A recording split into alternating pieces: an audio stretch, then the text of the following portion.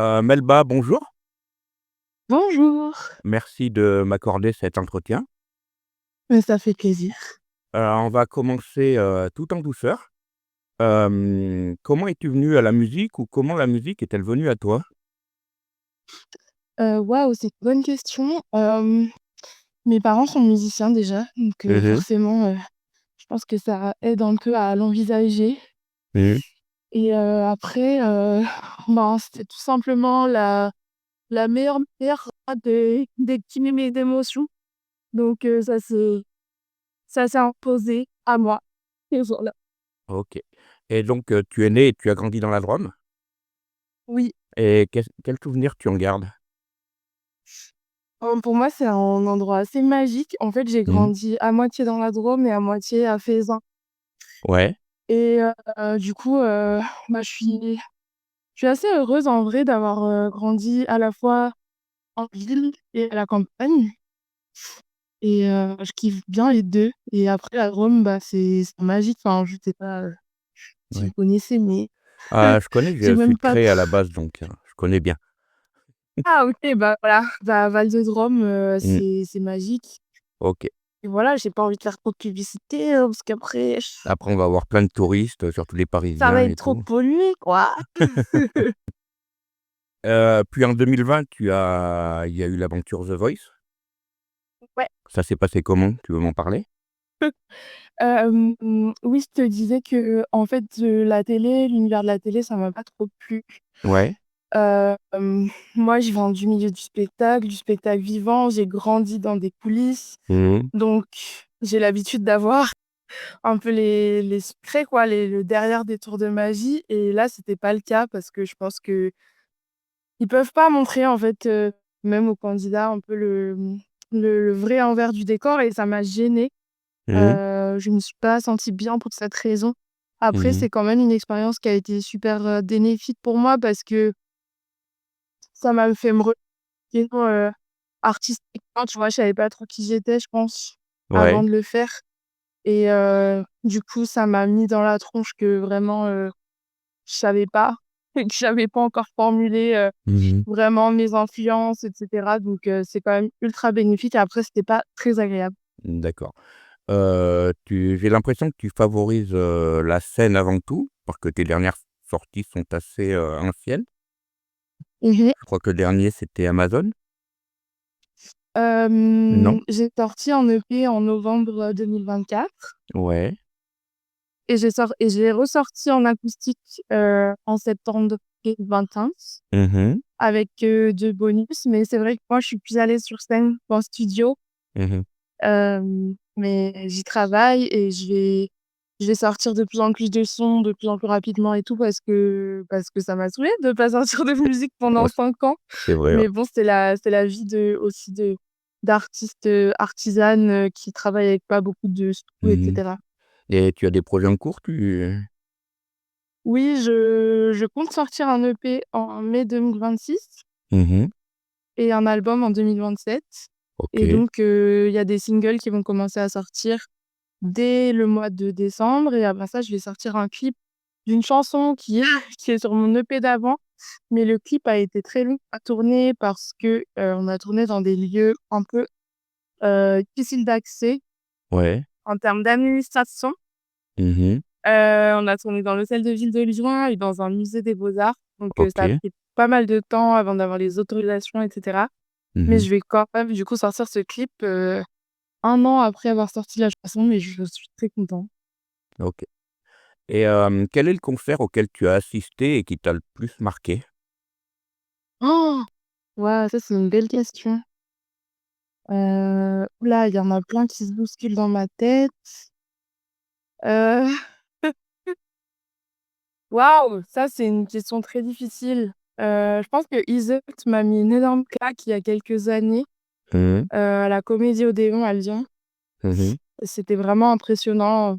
Je l'ai trouvée impressionnante vocalement, scéniquement, tous les compos et tout. Maintenant, j'écoute moins sa musique, mais en tout cas, ce live-là m'avait vraiment, vraiment, vraiment fort marquée Mmh. et je pense à Starmania aussi, la comédie musicale que j'ai vue 2 fois. Heu, donc dans sa nouvelle, mouture parce que j'étais pas née pour la première. Mmh. Mais Starmania, c'est vraiment déjà la musique, j'adore. Et la mise en scène de Thomas Joly, j'ai ça m'a vraiment fait vibrer aussi. Et même si c'est un peu dark, au D'accord, final, quand même, Starmania. OK. Quelle est la plus belle rencontre que tu aies faite dans le domaine musical? Il y a plein de gens, je pense que Caïman en fait partie. Mmh. C'est une artiste drômoise aussi qui est née dans la Drôme. Oui, je la connais bien. Je connais Et surtout, Tommy, son batteur. ouais, trop bien. Bah, Mmh. c'est vrai que les Drômois, on sent qu'on est un peu du même bois, que qu'on vient d'un milieu artistique un peu roots et que Mmh. et voilà, enfin, du coup, c'est vrai qu'on se retrouve, on a un peu des valeurs communes et tout, et il y a une belle entraide, même après, enfin, on vit à Lyon, mais tu vois, Mmh. on se reconnaît un peu, quoi. Je sais pas comment dire. Ouais. Je suis un peu chauvine, ce matin, avec la Drôme, mais ils se kiffent trop. Ah Hem, bah, on est Drômois ou on l'est pas, hein. c'est ça, donc Caïman, franchement, c'est vraiment une rencontre incroyable. C'est Il y a vrai, ouais. aussi, Irmine Immense, c'est un groupe, heu, punk, post-punk choral, donc c'est vraiment très loin de ce que moi je fais artistiquement, mais en fait, il se Mmh. trouve que la batteuse m'accompagne et c'est devenu vraiment des amis et des gens que j'admire très, très fort. Hem, enfin voilà, il y en a plein d'autres, hein. Je pense à Danico, je pense, à MPL qui est vraiment sont vraiment des gens très importants pour moi et Mmh. dans l'amitié et dans la musique, enfin, c'est des gens qui m'ont beaucoup aidée. Ils ont produit mon dernier EP, enfin, Mmh. voilà, et l'histoire n'est pas finie, je pense. Mmh, d'accord. Tes prochains rendez-vous, c'est quoi? Alors, et bah, il y a des concerts cet Mmh. automne, cet hiver, donc ça, bah, forcément, c'est ce que je préfère, et puis il y a aussi, la sortie du clip, dont je parlais tout à l'heure en novembre. Il y Mmh. a, la sortie d'un titre qui me tient fort à cœur en décembre, qui s'appelle Centaure, qui est un titre qui parle de ma relation aux chevaux, Mmh. et voilà, j'ai super hâte de le sortir parce que je le vis sur scène et que aussi, je sens qu'il fait plaisir à plein de gens en concert, donc ça me fait trop plaisir de le sortir, et Mmh. après, bah, je vais, égrener un peu des singles et puis sortir, mon EP en mai 26. Mmh. Donc j'ai trop hâte, et voilà, il y a un featuring aussi avec l'artiste Louis Delair qui va sortir, je sais pas trop quand, peut-être dans l'hiver, je pense, D'accord, et voilà, c'est ça. OK. Où j'en suis? Est-ce qu'il y a des causes ou des luttes qui te tiennent à cœur? Des engagements Oui, que tu oui. aurais, des Bah, moi, je suis militante, anti-grossophobie, mmh. féministe et queer. Donc forcément, les choses qui nous concernent directement, bah, forcément, ça a tendance quand ça te touche personnellement, tu sais, tu as envie de défendre, cette cause-là. Forcément, ouais. Après, j'ai envie de m'engager aussi ailleurs, à Lyon, je vis sans arrêt, entourée de gens qui sont vraiment dans le besoin, dans la misère, Mmh. et voilà, j'aimerais vraiment mettre ma petite pierre à l'édifice, je sais pas trop encore comment, mais des fois, en fait, c'est juste, être une présence aussi, et enfin, il y a pas mal de gens qui sont en situation d'exil et qui sont assez seuls. En fait, il y a plein de mineurs à Lyon, notamment dans des squats. Mmh. Ça, c'est un sujet que Caïman, il maîtrise, très bien. Donc je pense que je vais aller, Mmh. essayer d'aider à mon humble niveau, quoi.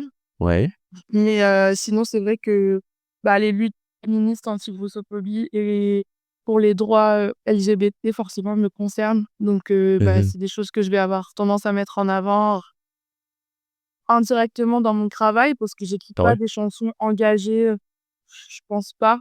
Je pense pas Mmh. que j'écrive des chansons engagées, très frontales, mais juste, comme je parle de ma vie et de mon existence, quelque part, c'est politique déjà, quoi.